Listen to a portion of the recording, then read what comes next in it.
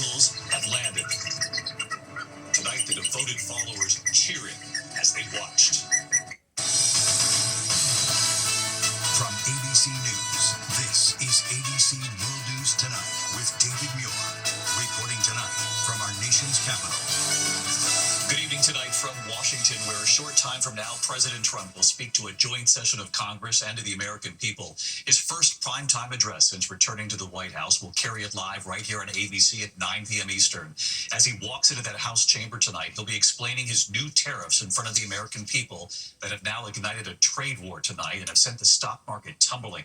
Those tariffs kicked in at midnight last night. New 25% tariffs on all goods coming into the United States from Mexico and Canada, and an additional 10% tariff on goods from China. The Dow plunging 670 points today, dropping more than 1,300 points in 2 days now, wiping out the gains the market had seen since the inauguration. Canadian Prime Minister Justin Trudeau tonight vowing Canada will not back down, saying we did not want this, and addressing the American people directly, saying your government is doing this to you. Trudeau now imposing retaliatory tariffs on American goods entering Canada. Mexico's President Sheinbaum saying Mexico will impose retaliatory tariffs on U.S. goods coming into Mexico starting Sunday. And tonight, China calling Trump's actions bullying behavior, also retaliating with an additional 10 to 15% tariff on American goods coming into China. Tonight, from Target to Best Buy, the stores here in the U.S. already warning Americans that prices will go up on everything from groceries to clothing to cars. ABC's chief White House correspondent Mary Bruce leading us off from the White House. Tonight, as the president prepares to address the nation, the Dow plunging for the second day in a row, now down 1,300 points in 2 days, as Trump's new tariffs ignite a trade war. The president imposing a sweeping new 25% tax on all goods coming into the U.S. from Mexico and Canada, America's largest trading partners. Canadian Prime Minister Justin Trudeau quick to respond. I want to speak first directly to the American people. We don't want this. We want to work with you as a friend and ally. And we don't want to see you hurt either. But your government has chosen to do this to you. As of this morning, markets are down, and inflation is set to rise dramatically all across your country.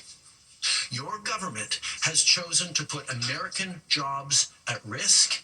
Economists warn that with these tariffs, it's the American businesses who will pay for the products coming into the country and pass those costs on to American consumers. By one estimate, the average household will spend up to $2,000 more a year on everything from produce to clothes to electronics. Today, Target CEO warning Americans could see prices rise almost immediately on fruits and vegetables imported from Mexico. So those are categories where we'll try to protect pricing, but the consumer will likely see price increases over the next couple of days.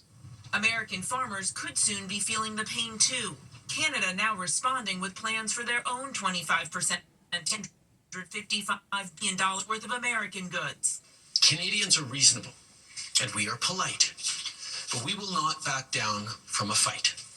Not when our country and the well-being of everyone in it is at stake. Around the country, the anxiety among small business owners palpable. In Chicago, Marco Rodriguez owns a chain of candy stores that have been in his family for over 30 years. Scary. I mean, it's a scary time in our business.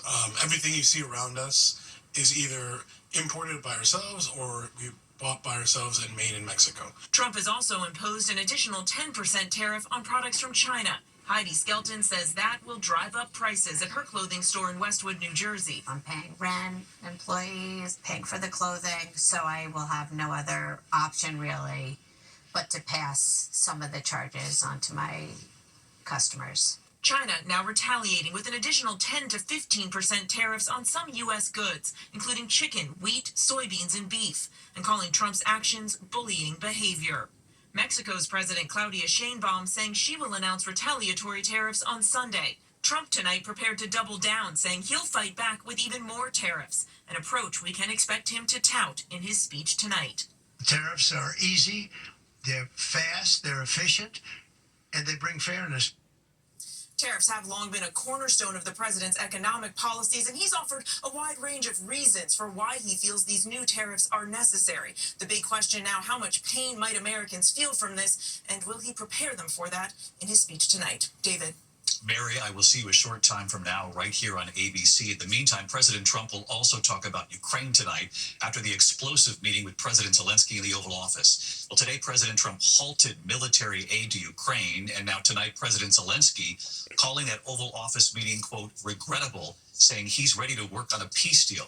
So let's get right to Martha Raddatz with me here in the studio tonight. And Martha, President Zelensky also offering praise about President Trump in this statement. It's very clear that Zelensky thought these are words that President Trump needs to hear. He was clearly speaking right to President Trump because losing that aid is a gut punch for President Zelensky.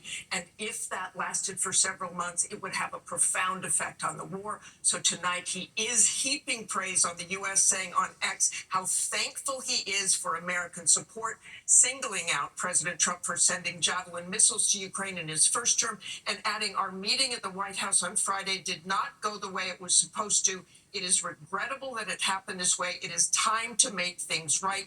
Again, stressing his gratitude to President Trump and saying Ukraine is ready to come to the negotiating table as soon as possible. He also said he's willing to finalize that mineral deal that they tried to do last Friday. We'll see if it's enough for President Trump. And we'll see if the president reveals any news on that tonight in the address to the American people. Martha, thank you. Martha will be here as well, along with our entire political team. That's tonight, the presidential address to Congress and the nation, a joint session of Congress tonight at 9 p.m. Eastern right here on ABC. It'll be live coverage. And of course, we will all see you then. In the meantime, we move on to the other news this Tuesday night in this massive cross-country storm. 100 million Americans on alert right now. Blinding snow and rain. And tonight, at least 3 confirmed tornadoes already. The storm heading to the East Coast next, Washington, D.C., to New York, to Boston, already striking in Texas and putting celebrations in New Orleans on hold tonight. A confirmed EF1 tornado with 105-mile-per-hour winds ripping the roof off an elementary school. This is Ada, Oklahoma right here. A warehouse ripped to shreds in Lewisville, Texas, near Dallas, damaging every truck there in the parking lot. High winds rocking traffic lights near Lake Charles, Louisiana. Severe storms bearing down on New Orleans during Mardi Gras. Lee Goldberg has the forecast and Victor Akendo in the storm zone tonight. Tonight, rain, wind, and lightning. Violent storms hammering the south as a massive multi-day severe weather outbreak erupts in the heartland. Sirens blaring before dawn in North Texas.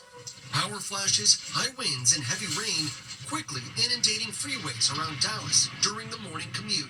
Natalie Haddad from our Dallas affiliate WFAA reporting from Plano. A transformer blowing mid-live shot. Look at these winds. Check out this rain. This is what we're seeing. Oh, holy. We're okay? We're safe. In North Lake, first responders pulling a driver from a flipped truck. Luckily, no serious injuries there. Northwest of Dallas, daybreak revealing utter devastation in Lewisville. Water pouring from the side of this warehouse. Multiple tractor trailers and other vehicles crushed. Debris everywhere. I'm just glad nobody was in there.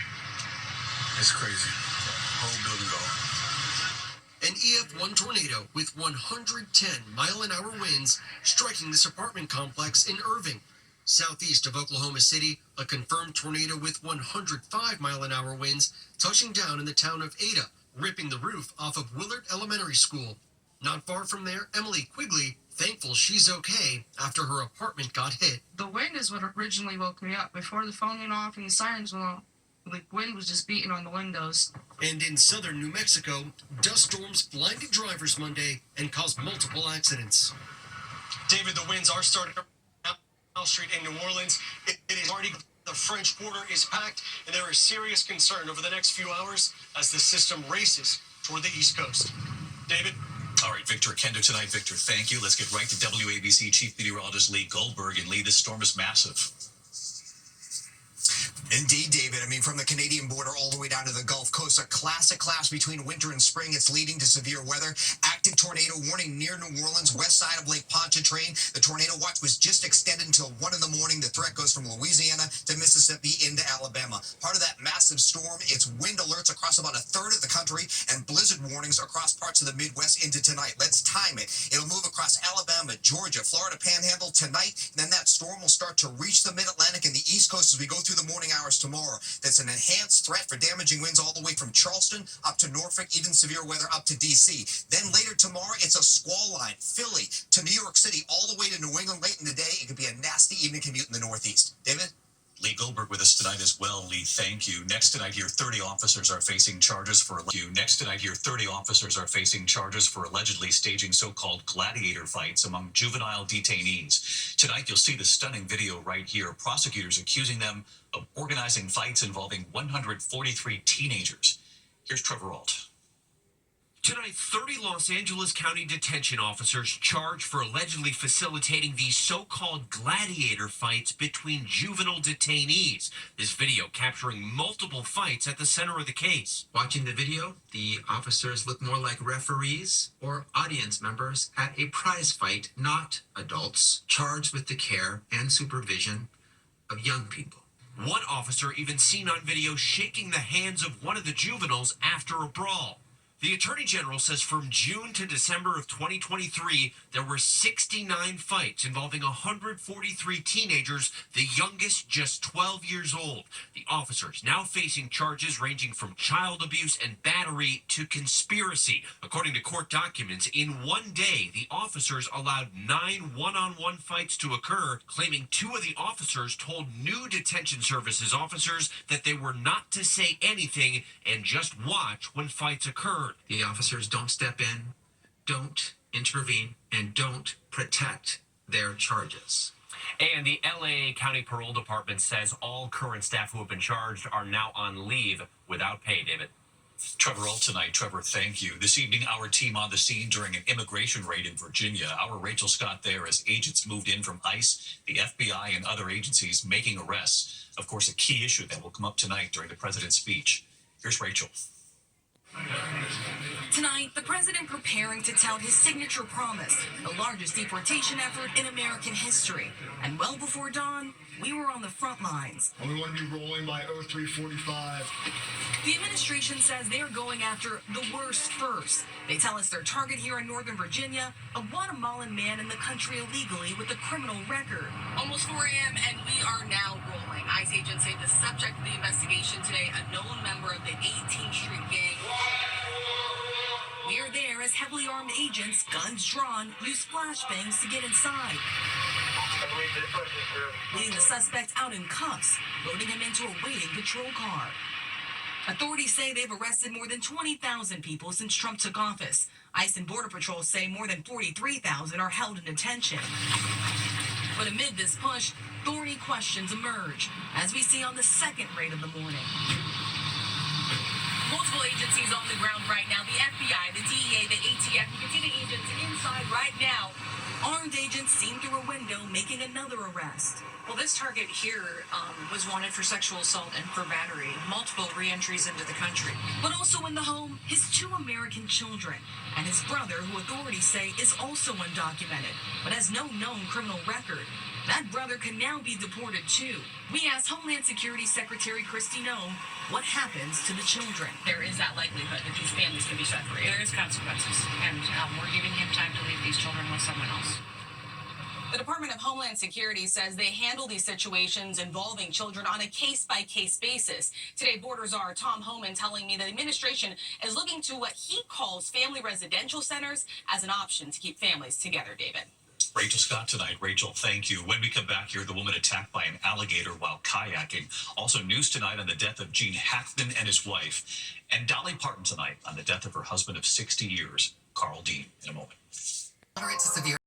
To the index of other news, the CDC on the ground tonight for this measles outbreak in West Texas. 13 new cases since Friday, 159 cases now in all. And in New York City tonight, the city reporting its second unrelated case of measles so far this year. In Big Bear, California, 2 eagles named Jackie and Shadow are going to need a bigger nest. 2 of their eaglets have finally hatched. The first one popping out on the live nest cam with a devoted following. And right as KABC was checking in, the second eaglet hatched overnight at third may be on the way. When we come back here tonight,